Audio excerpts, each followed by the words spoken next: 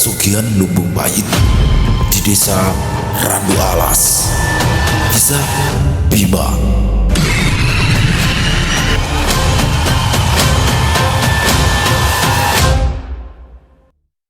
Assalamualaikum warahmatullahi wabarakatuh. Halo teman-teman semuanya, selamat malam, selamat datang kembali di channel kesayangan kita, channel Ilo Bercerita, dan masih bersama saya Ilo dimanapun teman-teman berada. Semoga teman-teman selalu dalam keadaan sehat walafiat tanpa kekurangan satu apapun dan dimurahkan rezekinya. Amin amin ya rabbal alamin. Doa terbaik untuk teman-teman semua ya. Dan pada kesempatan yang baik ini saya akan membawakan satu kisah dari Netra Kala. Kisah Bima. Wow, ini salah satu kisah yang saya suka nih ya, tokoh Bima. Seorang anak muda dengan sepupunya yaitu Maya. Dan juga jangan lupain dong sosok ikonik Romo Sengkono dan juga pemeran figuran yang sangat lucu Winanto. Pada episode sebelumnya kisah Bima ya, Bima sudah berhasil memusnahkan Ndoro Waseso, musuh besarnya yang akhirnya musnah. Tapi ternyata Wasesonya udah musnah. Tapi di sini ingon-ingonnya itu masih banyak teman-teman, dan ingon-ingonnya ini akhirnya menjadi liar dan menyerang warga desa Randu Alas dengan sesuatu yang sangat mengerikan. Semengerikan apakah serangan dari ingon-ingon milik Ndoro Waseso? Oke, sebelum kita masuk ke dalam kisahnya, buat teman-teman yang mungkin belum subscribe channel Ilo Bercerita, bisa diklik dulu tombol subscribe-nya. Jangan lupa lonceng notifikasinya juga dinyalakan agar teman-teman selalu mendapatkan notifikasi dari konten-konten yang akan kami upload selanjutnya. Untuk channel Ilo Bercerita kami upload setiap hari ya teman-teman ya, setiap malam jam 9 malam waktu Indonesia bagian Barat. Gak pakai berlama-lama lagi, pasti udah gak sabaran kan untuk masuk ke dalam kisahnya. Kita langsung saja masuk ke dalam kisahnya. Kita berangkat ke Jawa Tengah. Sore itu di desa Randu Alas begitu hening. Jalanan yang biasanya ramai kini tampak sepi. Tak ada percakapan, tak ada celotehan tawa, yang ada hanya kesunyian. Sudah hampir 3 bulan ini desa mengalami paceklik luar biasa. Tanah tandus, sawah mengering, gagal panen, bahkan serangan hama yang mematikan. Semua kalang kabut berusaha untuk bertahan hidup, mulai dari mencari ikan di sungai, berburu daging hewan di hutan, atau sekedar memakan umbi-umbian yang tersisa. Dulunya, desa Randu Alas adalah penghasil terbaik di wilayah itu, namun semua berubah saat seorang laki-laki yang mengatasnamakan dirinya Ndoro membangun lumbung padi di tempat itu. Tak ada seorang pun yang berani mendekat ke arah lumbung. Mitos mengatakan, barang siapa yang berani mencuri bahkan melihat isi lumbung, paginya akan ditemukan meninggal dengan cara mengenaskan. Namun semua itu berubah semenjak kabar burung yang menyatakan bahwa si pemilik lumbung meninggal. Beberapa orang mulai berani masuk ke dalam area keramat tersebut. Mundur, gertak Parman mencoba menghalau orang-orang di depannya. Puluhan pasang mata menatapnya dengan bengis. Tak ada satupun sorot mata ramah dari orang-orang itu, baik tetangga, saudara, teman ngopinya, bahkan istrinya sendiri. "Mengkir, Man!" bentak Pak Cari keras. Parman bergeming tidak akan membiarkan seorang pun masuk ke tempat terkutuk itu. Selain mengemban tugas yang diberikan oleh Ndoro Waseso, Parman juga tak bisa membiarkan orang-orang ini semena-mena. Dia tahu, bahkan sangat tahu, kalau Ndoro Waseso itu bukan orang sembarangan. Dia hanya takut jika orang-orang ini nekat, bukannya menjadi kenyang, malah mati mengenaskan. "Pak, eling Pak, itu lumbung keramat. Sampean sudah tahu, ada yang jaga. Jangan cari masalah," kata Parman, suaranya serak. Setan kalau lapar juga makan nasi, bukan makan angin, Man!" bentak Slamet. Ya, Slamet adalah salah satu pria pengangguran di barisan belakang sedikit maju sambil berteriak histeris. Mata pria itu melotot, tangan kanannya mengangkat linggis tinggi-tinggi seakan sedang melakukan orasi. "Minggir, Man!" Anakku tadi pagi makan tanah. Hah? Kamu dengar? Anakku makan tanah. Teriak Selamat lantang. Minggir, atau aku pecahkan kepalamu sekarang. Parman menelan ludah. Dia tahu, jika terus menghalangi sapi-sapi gila ini, hidupnya pasti tak lama lagi. Baunya. Cium baunya, ucap seorang perempuan parubaya. Mbok Mija memajukan kepalanya, hidungnya kembang kepis dengan raut wajah menyebalkan. Wanginya loh, surga yang lama dirindukan, desis perempuan itu sambil menelan ludahnya. Parman menelan ludah. Kali ini bukan hanya Selamat dan Mbok Mija yang melakukan hal serupa, hampir semua orang di hadapannya mengendus penuh hasrat. Serbu! Parman terperanjat. Ia tak sempat menghindar saat tubuhnya diterpa gelombang manusia rakus yang kehilangan kesabaran. Tanpa bisa mempertahankan diri, Parman terlempar. Ia berguling di tanah berdebu, nyaris menjemput ajal saat terinjak kaki-kaki rombongan biadab itu. Sekuat tenaga, Parman merangkak menjauh. Ia berusaha menyelamatkan hidupnya hingga akhirnya ia bisa bersandar pada dinding tak jauh dari pintu gerbang. Kini dari sudut matanya, dia melihat pemandangan yang membuat batinnya begitu was-was. Selamat tampak mengayunkan lingkisnya ke arah gembok besar lumbung itu dengan berimas. Dang! Suara benturan logam menggema tajam. Dang! Dalam satu kali hantaman kuat, gembok itu patah menjadi dua. Ada jeda sejenak, tak ada sesuatu yang dilakukan oleh segerombolan manusia hilang akal itu. Hingga saat Selamat menendang pintu lumbung itu dengan keras, brak! Pintu terbuka menganga, menyambut warga untuk masuk ke dimensi berbeda. Semua orang yang ada di depan gerbang terpana saat melihat kabut tipis menguar dari dalam lumbung padi yang begitu penuh. Bahkan gabah-gabah menumpuk menjulang tinggi. Kini raut wajah orang-orang itu berubah. Bukan lagi kegembiraan penuh harap, tapi ekspresi rakus memuakan. Rezeki, bisik Pacarik terpana. Matanya nyalang berair, menampilkan keserakahan yang nyata. Tanpa ada yang mengomando, mereka semua berlari masuk ke dalam. Parman yang melihat itu hanya diam. Ia sudah tak lagi bisa berbuat apa-apa. Rombongan itu tak lagi bersikap selayaknya manusia. Mereka menerjang ke arah tumpukan gabah, membenamkan wajah mereka ke dalamnya. Ada yang menjerit, tertawa, menangis. Ada pula yang berteriak histeris sambil melemparkan gabah ke udara. Bahkan yang paling tak bisa dinalar, ada yang langsung mengunyah gabah itu mentah-mentah. Terdengar suara gigi yang beradu dengan kulit padi yang keras dan tajam, membuat ngilu siapapun yang mendengar. Tampak darah mulai menetes dari sela bibir beberapa warga. Namun anehnya, mereka seperti terhipnotis, terus mengunyah dengan bibir mereka tersenyum lebar. Parman beranjak. Dia bingung, kenapa hanya dirinya seorang yang tak tergoda dengan tumpukan gabah itu. Terbesit untuk pergi dari tempat itu, namun nalurinya mengatakan untuk mendekat. Diam sejenak, kemudian Parman beranjak. Ia mulai melangkah ke arah warga yang sedang melakukan pesta pora. Namun saat dia hampir mencapai tempat itu, dia merasa ada yang aneh ketika cahaya matahari menyorot langsung ke arah lumbung padi. Tubuh Parman terlonjak. Dia kaget saat melihat ada cairan merah mirip darah kental keluar dari tumpukan gabah-gabah itu. Kang Parman, Parman terlonjak saat merasakan ada sebuah tangan yang mencengkeram baunya. Dia menolehkan kepala, mendapati Wagirah istrinya sedang tersenyum kegirangan. Kang, ayo bawa pulang, bisik Wagirah sambil menunjuk satu karung gabah di sisinya. Tapi itu bukan padi, Bu, kata Parman saat melihat gambar itu berlendir berwarna merah. Bukan padi gimana toh, Kang? Coba lihat, bentak Wagirah keras. Tanpa diduga, ia mengangkat karung itu dan mendorongnya ke arah dada Parman. Parman spontan menangkap karung itu. Meski ia merasa jijik dengan bau anyir darah dan lengketnya cairan yang merembes keluar, Parman menggeleng.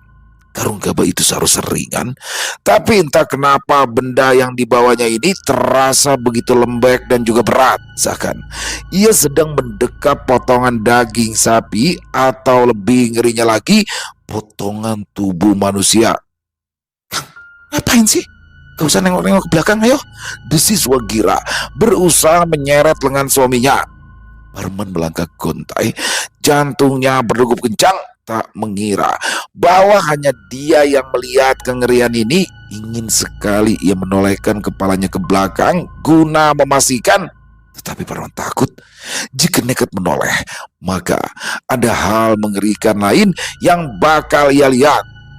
Hingga saat sampai di ambang pintu gerbang, ia sudah tak bisa membendung rasa penasarannya lagi. Parman menolehkan kepalanya ke belakang. Tepat di depan bangunan joglo tua itu, di antara hiruk-pikuk warga yang masih berpesta, berdiri satu makhluk bentuknya kecil, tubuhnya bungkuk, kulitnya hitam berlendir berwarna merah darah, perutnya buncit menggambir sampai menyentuh tanah.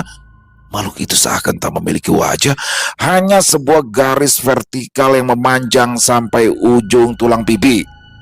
Parman tersentak, langsung menolehkan kembali kepalanya ketika makhluk itu tampak menyeringai, memperlihatkan barisan gigi runcing yang tak rata serta tangan kecil kurus yang melambai ke arahnya. Secepat mungkin Parman memacu langkahnya hingga saat ia hampir keluar gerbang, sayup di telinganya dia mendengar, "Matimu." Parman menggeleng, memastikan jika suara bisikan itu hanyalah imajinasinya belaka. Namun ketika kembali menoleh ke belakang, spontan desiran ngeri kembali muncul di hatinya. Kini makhluk apapun itu sedang tersenyum lebar ke arahnya. Sesampainya di rumah, matahari sudah mulai turun dari peraduan. Perlahan kegelapan mulai menyelimuti desa Randu Alas. Di dapur sempit berlantai tanah, Parman duduk meringkuk di atas amben kayu, matanya awas mengamati istrinya yang sedang sibuk beradu dengan panci di tangannya. "Kang, sini, coba lihat berasnya. Bagus ya?" panggil Wagira dengan suara datar. Parman menelan ludah. Entah kenapa dia merasakan merinding di sekujur tubuhnya. Baru kali ini ia merasa takut saat duduk di dapur rumahnya. "Kang," panggil Wagira sekali lagi. Parman segera bangkit. Dia mendekat ke arah istrinya yang masih berdiri dengan tangan di dalam panci. "Lihat, Kang, airnya," ucap Wagira senang. Parman mencondongkan tubuhnya, menyipitkan mata agar bisa melihat dengan jelas. Namun saat kepalanya melongok, seketika nafasnya tercekat. Dia melihat air yang ada di dalam panci itu bukan lagi berwarna putih keruh, melainkan merah pekat, kental, seperti darah ayam yang baru saja disembelih dan ditampung ke dalam wadah. "Ya Allah, Gusti!" bagi Parman. Ia mundur terburu-buru sampai punggungnya menabrak tumpukan kayu bakar. "Bu, itu darah, Bu. Buang!" jerit Parman. Wagira menoleh, menatap Parman dengan pandangan bingung. "Darah? Darah apa toh? Kamu ini kampungan. Ini itu beras merah, beras mahal. Nggak mungkin dong Juragan Waseso mau makan beras kayak punya kita." "Bukan, beras merah itu airnya tidak sepekat ini, Wagira. Tidak kental juga. Lagian berasnya juga putih. Apa matamu buta?" tugas Parman jengkel. "Kamu itu yang buta. Jelas ini beras merah. Baunya aja wangi. Sudah pasti enak ini," ucap Wagira sambil mengangkat panci dan mengarahkan ke suaminya. Berbeda dengan Parman, dia tidak mencium aroma wangi apapun selain bau busuk amis yang memuakan. "Selain matamu yang buta, hidungmu juga mulai pikun," kata Parman mencoba menjauh dari istrinya. "Udah diem, kalau miskin itu jangan banyakan protes. Bisa makan hari ini aja udah untung," desis Wagira dengan nada dingin. Perempuan itu berpaling, menatap suaminya angkuh. Parman yang melihat itu ingin menyadarkan, namun tak kenapa, ia tak berani melakukan apapun. 1 jam berlalu, waktu yang terasa begitu panjang untuk Parman. Kini, aroma nasi matang mulai tercium. Namun yang begitu aneh, saat setelah beras itu matang, bau anyir dan busuk seakan lenyap, digantikan aroma pandan gurih menggugah selera. Makan Kang, wanginya enak loh ini, kata Gira yang langsung menyendokkan nasi ke piring seng yang ada di depannya. Parman menelan ludah. Tampak nasi itu terlihat putih bersih, pulen dan sangat menggoda untuk disantap meski tanpa menggunakan sayur dan lauk pauk. Parman menatap piring itu dengan pandangan penuh harap. 3 bulan lebih, dia hanya makan tiwul keras dan rebusan daun jati muda. Melihat nasi putih di depannya membuat pertahanan logikanya runtuh seketika.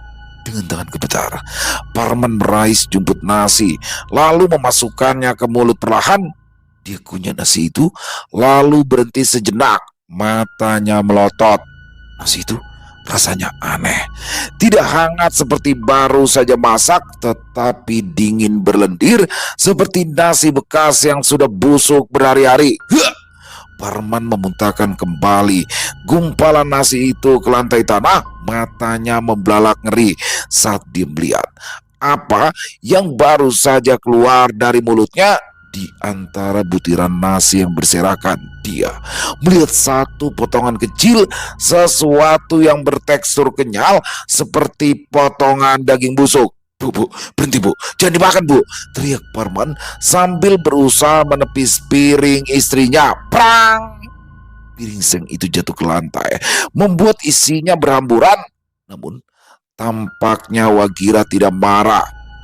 Justru dia merangkak turun, lalu jemarinya yang kurus mulai memunguti sisa nasi yang bercampur dengan tanah di dapur itu.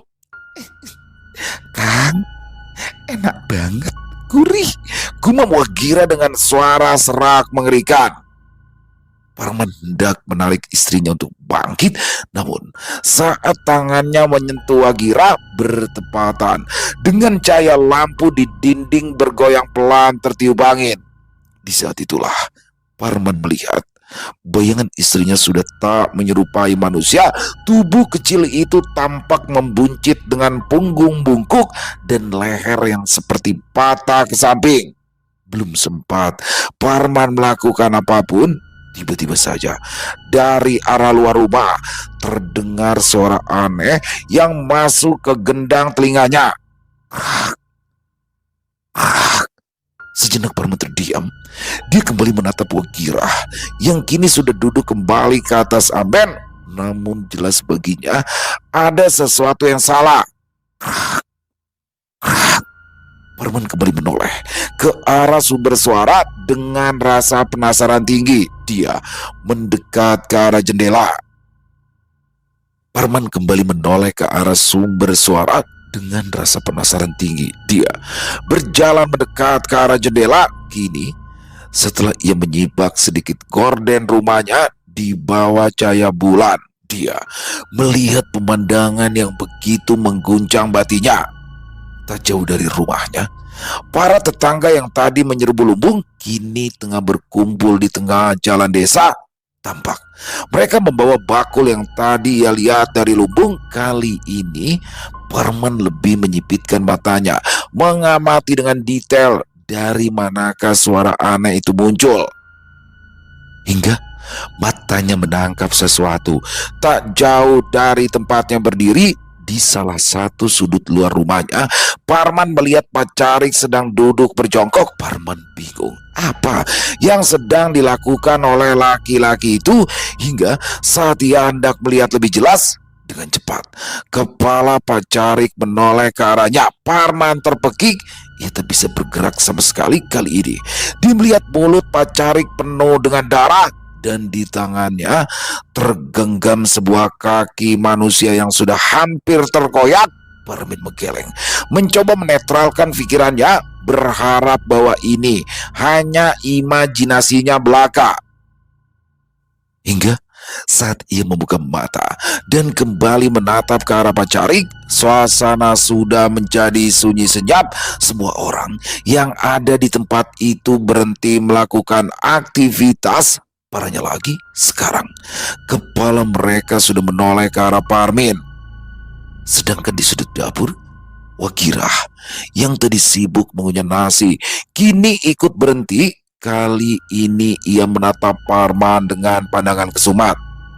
"Kang, kok nggak dimakan?" tanya Wagirah sambil menjerikai. Parman menjerit kaget. Dia menatap wajah istrinya waspada. Kini sudah dalam posisi merangkak di atas amben kayu. "Kira," tegur Parman. Namun perempuan itu tak menggubris, justru tersenyum begitu mengerikan. Baru kali ini Parman melihat senyum yang begitu mengerikan. "Kang, kemari Kang," kata Wagirah mulai merangkak pelan sambil kepalanya meneleng ke kanan dan ke kiri. "Mundur, mundur," bentak Parman. Namun Wagirah tak menggubris. Ia terus bergerak ke arah suaminya, sedangkan Parman yang merasa terancam mencoba mundur menjauhi istrinya. Brak!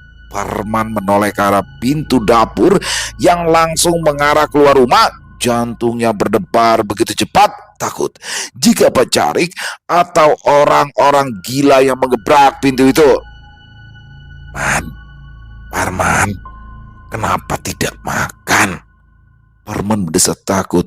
Dia benar-benar bingung dengan apa yang terjadi di desanya. Kenapa hanya dirinya yang tak terkena pengaruh dari lumbung padi itu? Brak!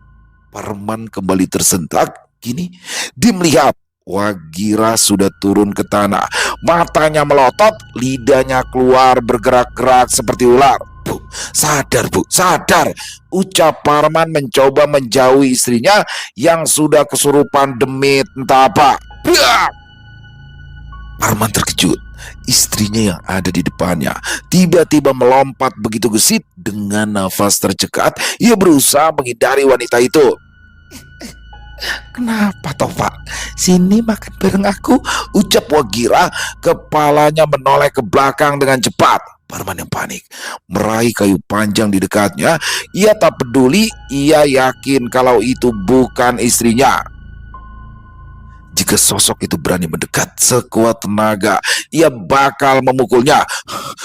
"Mundur," jerit Parman. Namun bukan mundur, perempuan itu justru tersenyum lebar. Lalu tanpa aba-aba, Wagirah melompat ke arah suaminya. Refleks Parman yang merasa terancam langsung mengayunkan kayu di tangannya seperti pemukul baseball. Brak!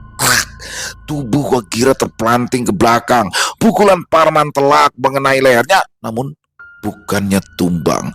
Sosok perempuan itu justru kembali menoleh ke arah Parman dengan leher yang sudah patah. "Kang, sakit, tolong," ucap Wagirah mengerikan. Parman menjatuhkan kayu di tangannya. Dia tak menyangka sosok di depannya tak bisa dilukai dengan benda fisik. Meski pukulan tadi sampai mematahkan lehernya, kali ini Parman melangkah mundur. Ia tak tahu lagi apa yang harus diperbuatnya. Bahkan Pak Carik yang sedari tadi mencoba membuka pintu, kini sudah berdiri melihat ke arahnya dengan rakus. Seakan Parman adalah mangsa yang harus dimakannya. "Pak Carik, sadar Pak," ucap Parman mengiba. Kini Parman tersudut di ujung dapur. Dia hanya bisa meringkuk dengan tangan di atas kepala. Hingga saat Wagirah dan Pak Carik hendak meraih kepala Parman, tiba-tiba saja mereka tersentak, langsung mundur beberapa langkah dengan posisi merangkak. Begitu juga Parman. Bertepatan dengan itu, ia merasa ada sesuatu yang membakar dadanya. Parman meraba dadanya dengan cepat. Seketika ia sadar, di balik baju yang ia kenakan terselip satu kalung bandul kulit kerbau pemberian mendiang kakeknya. Jimat itu kini terasa seperti bara api yang menempel di kulitnya. Mungkin itulah yang membuat Parman tidak terpengaruh dengan apapun yang sedang terjadi di desa ini. "Kang, "Kemari, Kang, lepaskan benda di lehermu itu," kata Wagira dengan pandangan sedih memohon. "Pergi, pergi kau setan, kembalikan istriku," jerit paman murka sambil mengarahkan jimat itu ke arah istrinya dan Pak Carik. "Ah, panas!" jerit Wagira, sedangkan Pak Carik tampak ketakutan dan terus mundur ke belakang. Parman yang melihat itu tidak melewatkan kesempatan. Ia langsung melompat dan keluar dari rumahnya. Namun saat kakinya melangkahi ambang pintu, puluhan orang sudah melihat ke arahnya. Mereka semuanya layaknya mayat hidup yang terus dipaksa memakan sesuatu yang bukan haknya. Nekat, Parman mengangkat jimatnya tinggi-tinggi, seakan ia sedang mengangkat pedang di tangannya. Begitu bodoh jika terjadi dalam kondisi normal. Namun aneh, semua warga yang tadinya hendak melak Parman kini berdiri membeku. Merasa ada kesempatan, Parman berlari menembus kegelapan. Ia terus mengangkat jimat dari kulit kerbau itu tinggi-tinggi. Bahkan tiap kali warga desa mencoba mendekat, meraih Parman dengan tangan mereka yang berlumur darah. Mereka menjerit kesakitan seakan ada bara api yang muncul di sekitar tubuh Parman. "Minggir, brengsek, asu!" jerit Parman. Ia sudah tak peduli lagi. Tujuannya hanya bisa keluar dari desa dan mencari bantuan. Parman terus berlari menuju ke arah perbatasan desa. Kini ia sudah sampai di jembatan kayu tua yang berada tepat di atas sungai yang mengalir deras. Sejenak, Parman menoleh ke belakang, berharap apa yang ia lihat hanyalah mimpi belaka. Namun, saat melihat satu sosok sudah muncul tak jauh darinya, Parman memutuskan untuk melangkah pergi. Namun, saat ia sampai di mulut jembatan, langkahnya terhenti. Seketika, ia mencium bau tak asing, bau yang selama ini sering ia hirup saat bekerja menjaga lumbung padi. Bau daun pandan yang begitu menyengat. Namun kali ini ia juga mencium ada aroma lain seperti darah hewan yang baru saja disembelih. Parman menggeleng. Ia harus cepat keluar dari desa ini. Hingga saat ia kembali melangkah, tepat di tengah jembatan ada sosok lain yang berdiri menghadang. Makhluk itu bungkuk, kulitnya hitam berlendir, perutnya buncit menggelambir sampai ke permukaan jembatan. "Mau kemana, Man?" Parman tersentak. Jelas sekali ada suara yang muncul tepat di gendang telinganya. "Minggir!" bentak Parman mengangkat jimatnya tinggi-tinggi. Tapi sayang, bukan takut, sosok kerdil di tengah jembatan justru terkekeh geli. Ia mengangkat tangan cacatnya. Seketika, entah dari mana, Parman merasa ada yang memukul tangannya dengan keras. Jimat yang ia angkat tinggi-tinggi terlepas dari genggamannya dan jatuh ke arah sungai. Parman memekik. Ia menoleh ke arah sosok kerdil yang kali ini terlihat girang sambil menepukkan tangannya seperti anak kecil. "Tidak ada yang boleh pergi dari lumbung mayit sebelum Doro pulang," jerit sosok itu. Parman mundur. Bukannya semakin tenang, justru di kepala sosok kerdil itu seperti muncul kobaran api. Parman panik. Ia sesaat melihat ke arah belakang, tak menyadari bahwa sudah banyak warga desa yang hampir mencapainya. Lalu Parman menoleh ke arah tengah jembatan. "Brengsek!" umpat Parman. Ia tak punya pilihan, maju kena, mundur kena. Lalu terbesit satu hal gila. Kini jarak mayat hidup di belakang Parman tinggal beberapa meter. Dia harus memutuskan. "Man, tolong kami, Man." Hingga saat mereka tinggal 1 meter, Parman berlari ke arah tengah jembatan dan langsung melompat ke arah aliran sungai. Piur. Dalam gelap yang malam, Parman memutuskan untuk melompat ke arah sungai. Dia jauh lebih ikhlas mati tenggelam daripada harus menjadi santapan setan-setan itu. Beberapa waktu setelah kematian Waseso di Bukit Seruni, Bima memutuskan untuk beristirahat selama beberapa hari sebelum pergi menuju desa Renggono. "Loh, Parip mau kemana?" Tanya Winanto bingung saat laki-laki parubaya itu sudah berdiri lengkap dengan tas ranselnya. Dia muak sama kamu, Win. This is Bima. Mas please deh, diem. Aku nggak ngomong sama kamu loh, ucap Winanto dengan mata menyipit. Aku kasih tahu ya, Win. Pak Arif itu nggak betah sama kamu. Baumu pesing, kata Maya tanpa mengalihkan pandangan dari gawainya. Diem deh, Pak. Aku juga nggak ngomong sama kamu. Jangan ikut kata Winanto sebal. Brak! Belum sempat Winanto melanjutkan kalimatnya, satu bantal kursi terbang mulus mengenai wajahnya. Ampun, Ibu Winanto, saat Maya melotot ke arahnya. Kalian nemu beruk ini di mana sih? Kok bisa selucu ini? Kata Pak Arif sambil mencubit pipi gempal Winanto. Tolong ya, itu tangan jangan melecehkan, ucap Winanto geli. Bawa aja Pak, pelihara. Di sini cuma ngabisin makan, kata Bima. Loh, kamu yang bikin aku tidak punya harga diri, Mas. Ingat, kamu yang suka rela nampung aku. Jadi ya terima berkahnya, ucap Winanto. Sial, kata Bima dan Maya bersamaan.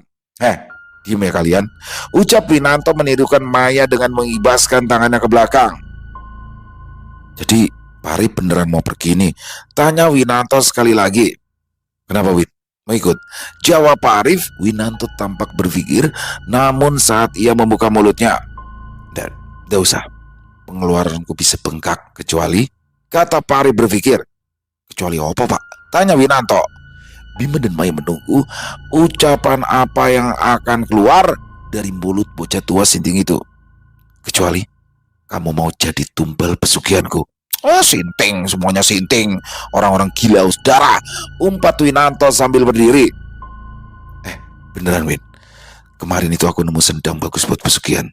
Minta daging yang tebal, ucap Pak Arif berusaha mengejar Winanto. Bodoh amat, dagingku terlalu lucu untuk dijadikan tumbal, kata Winanto yang langsung masuk ke dalam kamar dan menguncinya dari dalam.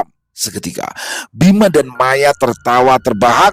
Layak memang, menyatukan dua manusia itu, hiburan pagi itu benar-benar membuat mereka bahagia. Pak Arif menoleh dengan raut wajah gembira. Jadi beneran Pak, mau pergi sekarang? Tanya Bima yang masih duduk di lantai dengan bukunya. Banyak yang harus dikerjakan, Bim. Terakhir Simba bilang, kalau gerbang antar dimensi kita dan mereka rusak, kata Pak Arif. Rusak? Karena apa? Tanya Maya bingung. Tapi sepertinya memang ada sesuatu yang bakal terjadi. Aku pun belum tahu, kata Pak Arif. Apa ini akibat pertarunganku dengan Waseso? Tanya Bima. Aku tidak bisa menjawab itu semua. Apapun itu, semoga tidak ada sesuatu yang mengerikan, kata Pak Arif beranjak sambil meraih tas ranselnya. Kalau memang ada sesuatu yang mencurigakan, kirim saja mereka kemari, ucap Bima. Beres, jaga diri kalian baik-baik. Jangan sampai lengah, karena kadang musuh yang paling berbahaya adalah mereka yang tidak punya lagi tempat untuk pulang, ucap Pak Arif sebelum melangkah keluar rumah. Suasana kembali tenang. Beberapa waktu Bima dan Maya masih sibuk dengan aktivitasnya masing-masing. Sedangkan Winanto, mereka yakin kalau manusia itu pasti sudah lelap dalam tidurnya. Bim, panggil Maya sambil mengendus udara di sekitarnya. Bima berdiri tegak. Ia merasakan ada sensasi aneh di dadanya. Sesuatu yang bergerak memutar seperti angin kecil di tempat itu. Pandan, tanya Bima sambil menghirup udara dalam-dalam. Brak! Bima dan Maya menoleh ke samping. Pintu kamar Winanto terbuka dengan keras. Bau mayat? Siapa yang bau mayat? Kamu ya, Mas? Tanya Winanto. Aku suntuk juga ya, Win, mulutmu itu. Ngapain juga aku bawa mayat ke sini? Tukas Bima jengkel. Ya siapa tahu, kadang kan kelakuanmu itu sedikit abnormal, gerutu Winanto. Ya Bim, baunya bercampur seperti daun pandan sama bau mayat, kata Maya. Belum sempat mereka berpikir lebih jauh, terdengar suara kendaraan bermotor berhenti mendadak di depan rumah. Tak lama kemudian pintu digedor dengan keras. Tok tok tok, tok tok tok. Bima, Bim, Maya. Bima dan Maya saling pandang. Itu suara paklik angkringan sedang Winanto menatap ke arah pintu waspada. Bergegas Bima membuka pintu. Benar dugaannya, itu adalah Pak Le angkringan. Namun Ada yang aneh dengannya. Cuaca tidak hujan, tetapi seluruh badannya seperti baru masuk ke dalam empang. Pale kenapa? Tanya Bima. Pale menggeleng. Ia menunjuk ke arah motor tuanya. Di sana Bima melihat satu orang sudah tersungkur di tanah. Win, keluar! Teriak Bima langsung berlari ke arah seseorang yang sudah terkulai lemas. Winanto dan Maya keluar dengan wajah panik, sigap. Bima menyangka tubuh pria itu pakaiannya compang-camping basah kuyup, kulitnya pucat, dipenuhi luka gores. Namun, yang paling membuat Bima heran, dari tubuh laki-laki itu menguar aroma amis darah dan daun pandan yang menyengat. Tolong Bim, tadi aku nemu di pinggir sungai dekat jembatan, kata Pale. Loh, kenapa dibawa ke sini Pale? Kan ada kantor polisi atau rumah sakit, ucap Winanto. Iya, ya pokoknya tolongin dulu. Ayo, kata Pak Le, langsung membantu Bima membawa laki-laki itu masuk ke dalam rumah. Bima sigap membaringkan tubuh ringkih itu di atas sofa panjang di ruang depan. Terasa bau amis bercampur pandan menyebar dengan cepat di tempat itu, membuat udara terasa begitu sesak. Win, ambil air hangat sama baju ganti. Mbak, tolong ya, kata Bima menyadari ada yang salah dengan laki-laki ini. Maya mengangguk. Segera ia berlutut di samping tubuh asing itu. Tangannya terjulur menyentuh kening pria itu.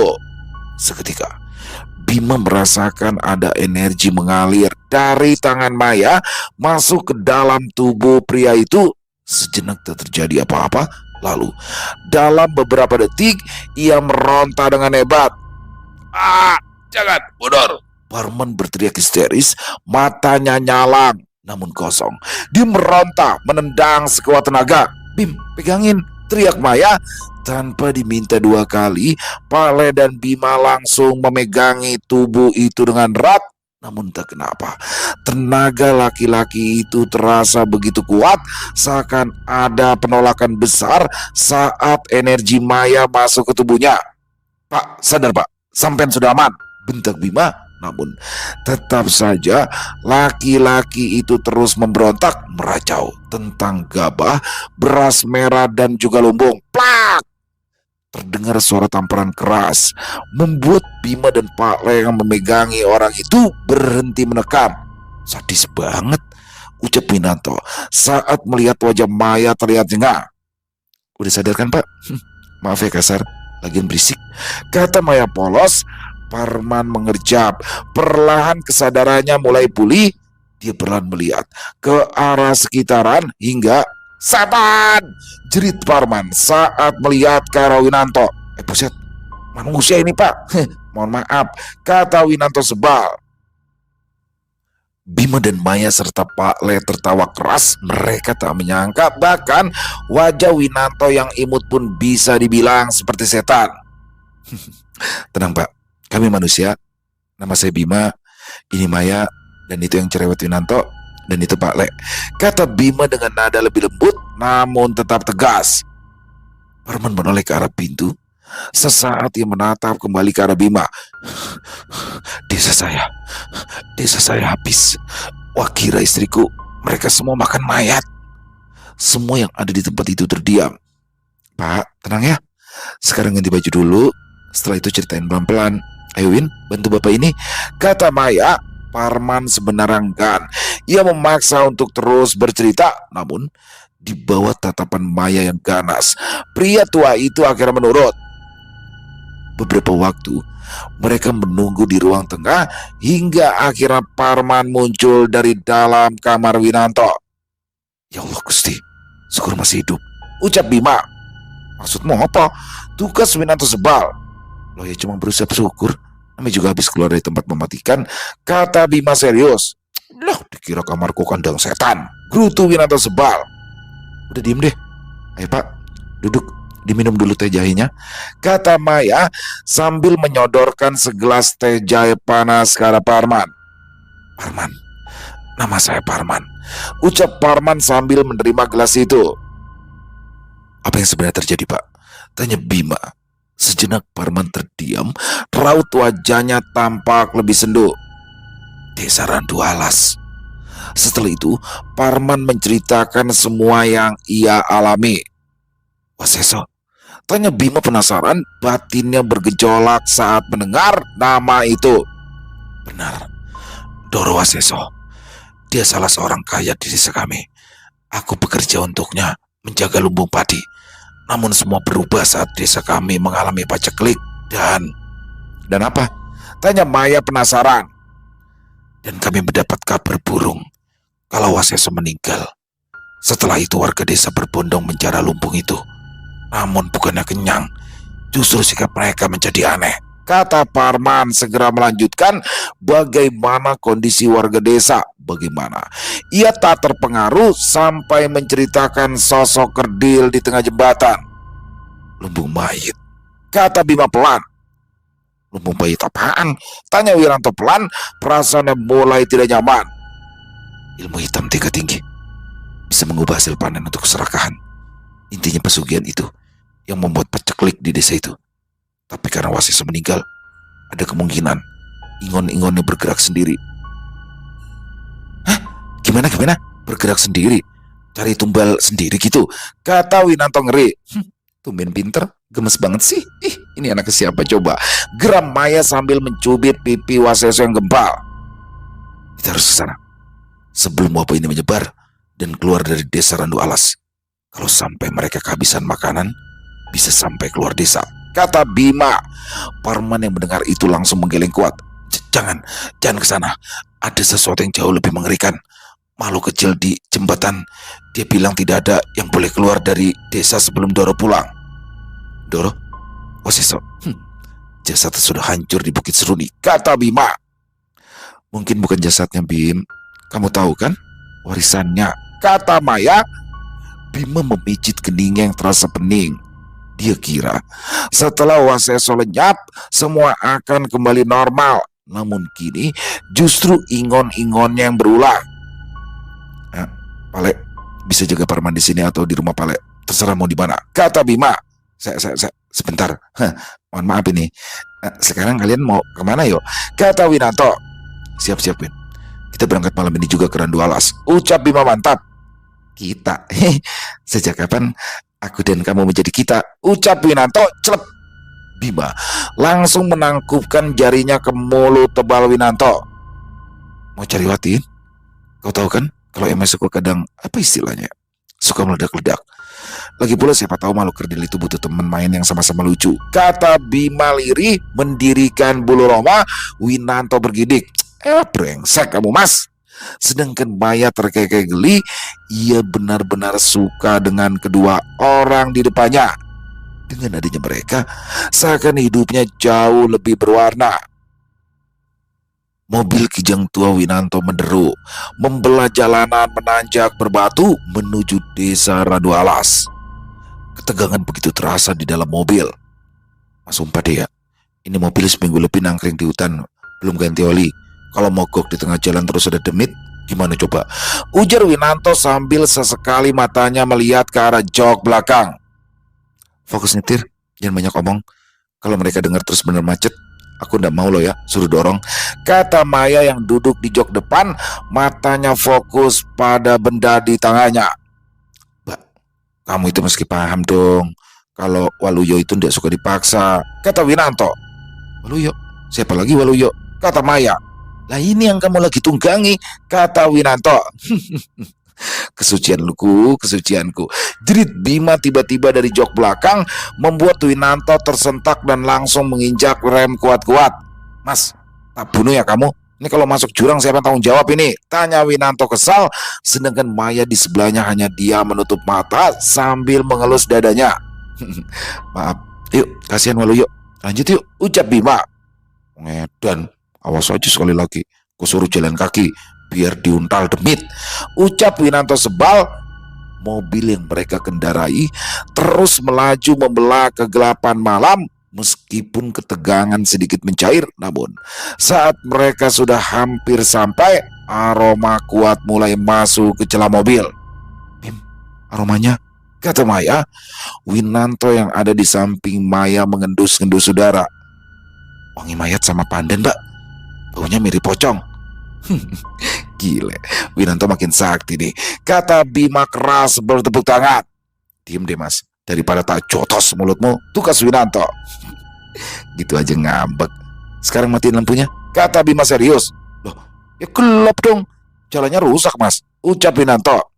Lakuin aja Win, jangan menarik perhatian mereka, ucap Bima. Tanpa diminta 2 kali, Winanto langsung mematikan lampu mobilnya. Kini pandangan mereka hanya terbatas sampai beberapa meter ke depan, itu pun hanya mengandalkan cahaya bulan.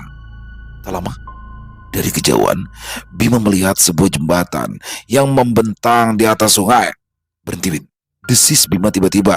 Elah, kenapa lagi sih? Tanya Winanto jengah sambil menginjak tuas rem. Lihat di jembatan, kata Bima yang badannya sudah maju dari tempat duduknya. Maya menutup bedaknya. Ia dan Winanto segera menyipitkan mata. Benar saja, tepat di atas jembatan bertengger satu sosok makhluk kecil.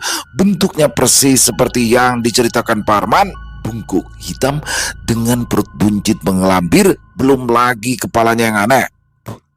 Itu penunggunya yo, bisik Winanto. Keringat dingin mulai membasahi pelipisnya. Tiba-tiba saja makhluk kerdil itu berhenti bergerak.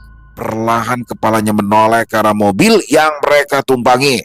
Dari kejauhan, Bima bisa melihat seringai lebar muncul di wajah kecil itu. Tamu, baunya mirip Ndoro. Suara kecil itu melengking seakan bergema jelas di telinga mereka yang ada di dalam mobil. Mundur aja yuk mas, putar balik, serius itu. Lihat itu, Cici Winanto tangannya sudah berada di atas perseneling. Mundur, jangan ngawur kamu, tabrak, kata Bima tanpa mengalihkan pandangannya. Sadis banget sih kamu mas, masa anak kecil kayak gitu mau kamu tabrak? Bener kan mbak, ucap Winanto mencari bantuan. Bener, tabrak aja jangan pakai rem, kata Maya. Dua-duanya emang gak punya hati, ucap Winanto. Winanto menelan ludah. Perasaan takut pada demit di depannya atau takut dengan Bima dan Maya di sisinya. Kedua pilihan itu sama-sama buruk. Namun setelah itu kakinya refleks menginjak pedal gas dalam-dalam. Maaf ya dihantu, walunya numpang lewat, jerit Winanto kencang. Mesin mobil kijang tua itu meraung. Dia melesat maju dengan cepat menuju ke arah jembatan. Terdengar suara tumbukan cukup keras. Namun aneh, tidak ada goncangan, hanya suara seperti mobil menabrak sesuatu yang padat. Lolos? Tanya Winanto. Lolos, terus jalan. Jangan berhenti sampai kita lihat di mana lumpung itu berada, ucap Kromo Sengkono yang tiba-tiba saja sudah duduk di samping Bima. Brengsek, ucap Bima. Sedangkan Winanto mengumpat, bahkan Maya yang sedari tadi diam tampak hampir mengeluarkan energinya. Biasan banget sih mau cari mati, kata Bima keras. Kamu yang mau cari mati Bim. Di depan itu sudah banyak warga yang terkena pengaruh lumpung mayat. Sosok yang kamu tabrak itu hanya sebagian kecil. Beruntung aku memindahkannya tepat waktu, kalau tidak mobil busuk ini sudah masuk ke sungai, ucap Kromo Sengkono datar. Siapa yang bilang mobil ini busuk? Tugas Winanto jengkel. Bim, manusia kayak gini masih kamu pelihara? Mending saranku dilepas, jawab Kromo Sengkono. Lah, dikataku ayam kali, ucap Winanto sebal. Mobil yang mereka kendarai terus melaju, menembus kabut tipis yang mulai menyelimuti desa Randu Alas. Perdebatan antara Kromo Sengkono dan Winanto terhenti saat pemandangan mulai terlihat dari sorot lampu mobil yang kembali dinyalakan. Desa itu begitu sunyi, seperti yang diceritakan oleh Parman. Desa itu hidup, namun dengan cara mengerikan. Di kiri kanan jalan tanah berbatu, tampak siluet manusia berjalan terseok. Beberapa merangkak di tanah, mengendus seperti binatang kelaparan. Gila, ini lagi syuting film kan mas? Tolong bilang ya dong, kata Winanto dengan suara gemetar. Fokus aja nyetir Win, jangan berhenti, jangan sampai nabrak orang. Bim, bantu aku dong bikin pagar gaib, kata Maya. Mereka terus bergerak hingga tiba-tiba saja dari arah semak-semak sesosok tubuh melompat ke arah depan. Winanto menjerit. Ya, Itu adalah Slamet, pria yang membawa linggis dalam cerita Parman. Kini wajahnya tampak mengerikan, penuh dengan darah. Matanya menyorot penuh nafsu. Makan, lapar, daging, raungnya Parau. Ah, migat, migat, jeris Dwinanto ketakutan. Pergi, Win, pergi, kata Maya ikutan panik. Tabrak nih, jawab Winanto. Jangan, Sengkono, jerit Bima. Dalam sekejap, Kromo Sengkono menghilang dan muncul di samping Slamet dengan gerakan ringan. Sosok buto itu membuka Slamet ambruk dan memindahkan ke pinggir jalan. Gampang kan? Kata Kromo Sengkono yang sudah muncul kembali di samping Bima. Brengsek, justru manusia seperti itu yang jadi biang masalah, ucap Bima. Mobil kembali melaju hingga mereka melihat sebuah pemandangan yang aneh. Jika seluruh desa gelap gulita, area di depan mereka tampak terang dengan banyak obor yang menyala. Itu lumbungnya ya? Tanya Bima. Benar, itu lumbung mayit. Karena kekuatan Waseso lenyap, ingon-ingonnya bergerak tanpa perintah. Mereka bakal melahap habis apapun yang ada di depannya, kata Kromo Sengkono. Mereka terus maju hingga saat lebih dekat. Kini tampak sebuah bangunan joglo besar berdiri megah. Tampak banyak warga di sana. Tidak seperti yang mereka temui di jalan, tapi duduk bersimpu menatap ke arah lumbung padi. Sekarang apa yang mesti dilakukan? Kita bakar lumbungnya? Tanya Bima. Ide bagus, tapi gimana sama orang-orang itu? Dibiarin aja? Tanya Kromo Sengkono. Mbak, apa sih? Dua makhluk itu sadis banget, bisik Winanto kepada Maya. Heran juga aku, Win. Mending langsung aja bakar mereka pakai banaspati. Brengsek, gak ada bedanya. Ngeri. Ini manusia apa jin semua sih? Umpat Winanto. Bima tanpa diduga keluar dari mobil. Mas, ngawur. Kita belum atur strategi loh. Main nyelonong, teriak Winanto histeris. Bima tak peduli. Dia berjalan tegak menuju ke arah pintu gerbang lumbung dengan langkah kaki yang mantap. Mbak, pagarin mobilnya, biar kurus sisanya, ucap Bima. Sok, paling habis ini minta bantuan, ucap Kromo Sengkono yang langsung menghilang dan muncul di sisi Bima. Maya menyeringai. Ia langsung mengumpulkan energinya dan membuat pagar gaib di sekitaran Waluyo. Sedangkan Winanto yang juga sudah turun dari mobil hanya memandang mereka hampa. Semangat tim, terus berjuang, ucap datar. Mereka terus melangkah ke arah lumbung. Kini di depan mereka pemandangan yang jauh lebih mengerikan daripada sekedar mayat hidup. Kita bakar sekarang, tanya Bima. Bim, lihat itu tali sukma. Nyawa warga desa sudah diikat ke lumbung itu. Kalau kalian bakar, semua warga yang terikat juga akan mati, kata Maya saat melihat benang-benang halus yang mencuat dari dada orang-orang itu. Terus gimana? Masih diem aja? Kata Bima. Cari intinya, pasti ada sesuatu yang ngikat, kata Kromo Sengkono. Benar, aku yakin dengan gaya Waseso pasti di Sokoguru. Hancurkan ikatannya, baru setelah itu bakar sampai habis, ucap Maya. Sokoguru di dalam bangunan, artinya harus ngelewatin mereka semua dong, tanya Bima. Benar, tapi jangan sampai kau bunuh warga mereka. Mereka hanya korban, jawab Maya. Belum sempat Bima menjawab, suara keras terdengar dari arah lumbung. Sebuah sentakan energi dahsyat yang membuat tembusan angin bertiup kencang. Dari tempat Bima berdiri, puluhan warga masih tetap diam bersimpu ke arah lumbung. Namun dari sana, dari kegelapan lumbung, muncul puluhan, bahkan ratusan sosok peliharaan Waseso. Mereka datang tuh, teriak Winanto sambil refleks masuk kembali ke dalam mobil dan mengunci pintu. Good luck tim, aku dukung pakai doa. Bima memasang kuda-kuda. Hal seperti ini sudah pernah ia lakukan di Alas Lali Jiwo. Sengkono, bantu Mbak buat pagar gaib melindungi warga. Saat ada kesempatan putuskan hubungannya, kata Bima. Sosok-sosok aneh mulai muncul, dari yang berbentuk sampai pocong maupun gundul peringis dengan bibir penuh darah. Namun Bima melihat satu sosok kecil berdiri tak jauh dari pintu lumbung. Tubuhnya kerdil dengan perut buncit menggelambir. Ketemu.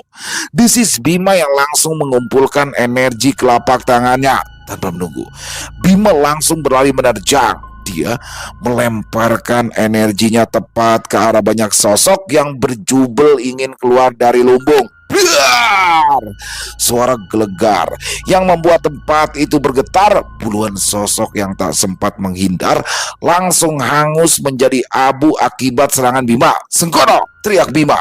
Dalam sekejap, Kromo Sengkono langsung menghilang. Tepat dari atas kerumunan warga, ia mengalirkan energi dan dalam sekejap mata memindahkan puluhan orang itu keluar lumbung. Brengsek, aku nggak pernah tahu jalan pikiran mereka, kata Maya takjub saat melihat banyak warga yang sudah keluar dari halaman lumbung.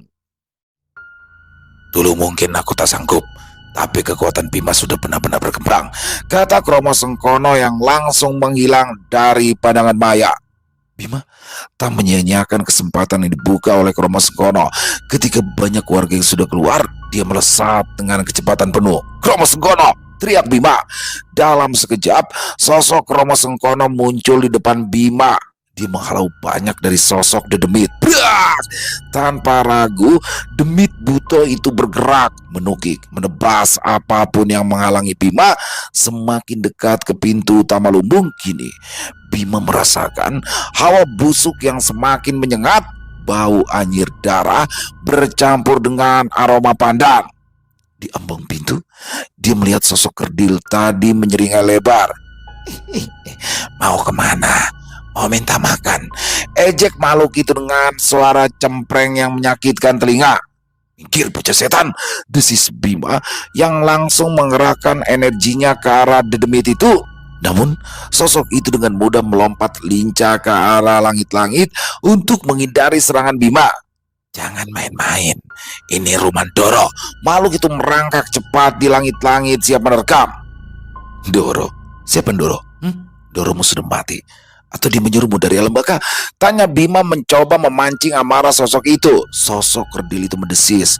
Ia seperti mengeluarkan dahak dan memuntahkan lendir jauh dari mulutnya. Bima yang memiliki refleks bagus langsung melompat menghindar dan langsung melemparkan bola energi yang sudah disiapkan. Bam! Bima yakin sosok kerdil itu terkena telak pukulannya. Namun dari kepulan asap, dia melihat sosok itu bergerak cepat ke arah samping. Bima kali ini hanya tersenyum menyeringai. Dia sudah ingin menjajal sesuatu. "Ketemu bocah bangsat," ucap Bima sambil mengarahkan pusaka panah candra di muka ke arah The Demit itu. Sosok kerdil itu terbelalak. Ia tak menyangka energi kuat Waseso muncul dari senjata yang dikeluarkan oleh Bima. Dar! Tanpa ampun, Bima melepaskan satu anak panah cahaya tepat ke arah sosok kerdil itu yang membuat tubuhnya yang gempal terpental ke udara. "Mati kau," bisik Bima yang tiba-tiba saja sudah ada di samping Demit itu. Tanpa belas kasihan, Bima memegangi kepala Demit itu dan langsung mematahkan lehernya. Krak! Bima tersentak. Kali ini ia mendengar ada sesuatu yang putus. Tali sukmo yang mengikat warga desa putus serentak. Efeknya begitu instan. Di halaman luar, puluhan warga yang beringas tiba-tiba saja mematung dan langsung ambruk ke tanah. Demit-demit peliharaan Waseso di tempat itu melolong kesakitan. Dalam sekejap mereka seperti terbakar dan lenyap dari pandangan. "Bim, keluar, bangunannya mau rubuh," terdengar suara Maya di dalam benak Bima. Bergegas Bima berlari secepat kilat menuju pintu keluar menghindari ledakan energi. Hingga saat Bima sampai di tengah halaman, bangunan itu roboh seketika. Bima dengan nafas terengas tersenyum puas. Dia yakin lumbung mayit itu sudah benar-benar tamat. Sedangkan di balik jendela mobil, Winanto memberanikan diri. Ia mengintip. "Udah kelar apa belum ya?" "Win, keluar, bantuin," desis Maya. Bergegas Winanto keluar mobil dengan perasaan lega, sedangkan Maya berjalan menghampiri warga terdekat. "Loh, saya di mana? Kenapa mulut saya penuh tanah?" Pak Carik meludah, bingung melihat sekelilingnya yang porak-poranda. Satu persatu warga mulai sadar. Mereka saling pandang dengan tatapan bingung. Rasa lapar yang menyiksa selama berbulan-bulan itu hilang, berganti dengan rasa lelah yang amat sangat. Bima berjalan mendekat ke arah Maya. "Yuk, Waseso sudah tamat. Dia sudah tidak ada kuasa di desa ini lagi," kata Bima girang. "Wih, gila, keren banget tadi.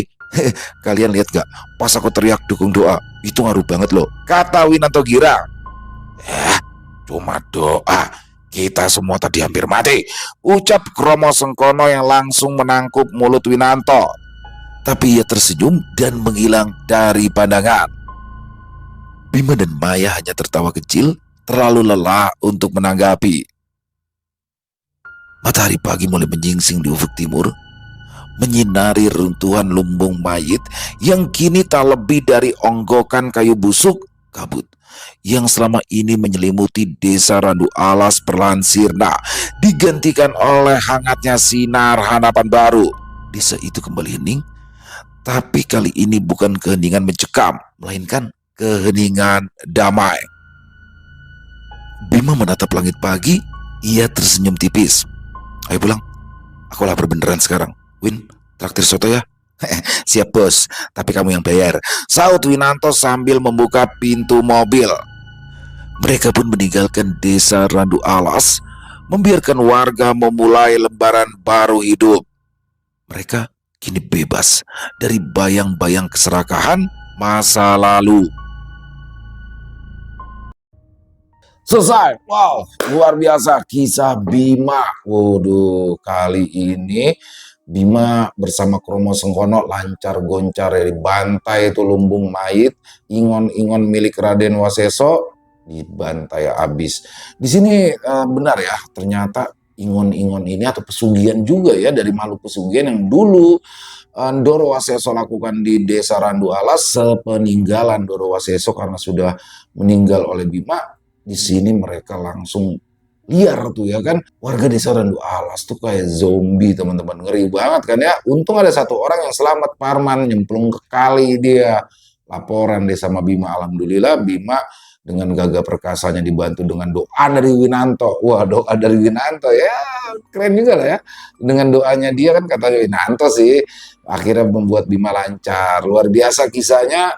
Untuk Mas Netra, terima kasih ya. Ditunggu lagi kisah Bima selanjutnya dan semoga kisah barusan bisa menghibur teman-teman semua para pecinta penikmat horor misteri. Lebih khusus lagi kepada para subscriber dari channel Lilo Bercerita. Buat yang punya komentar lain, buat yang punya pendapat lain bisa menuliskan di dalam kolom komentar ataupun hanya sekedar saling menyapa. Insya Allah kami akan menjawabnya satu persatu. Buat teman-teman yang suka dengan videonya bisa diklik tombol like, tombol jempolnya, tombol hype-nya juga ya teman-teman, jangan lupa diklik. Dan juga boleh dong di-share ya link videonya ini ke teman-teman yang lain agar ikut merasa terhibur. Di akhir kata, saya Ilo mengucapkan permohonan maaf apabila mungkin dalam pembawaan kisahnya barusan ada kata-kata saya yang salah ataupun ada kata-kata saya mungkin yang kurang berkenan. Saya mohon dibukakan pintu maaf yang seluas-luasnya. Sampai berjumpa lagi di konten-konten kami selanjutnya yang pasti tidak kalah serunya, pasti tidak kalah horornya. Masih bersama saya Ilo di channel Ilo Bercerita. Salam sehat, sukses selalu untuk kita semua. Wassalamualaikum warahmatullahi wabarakatuh.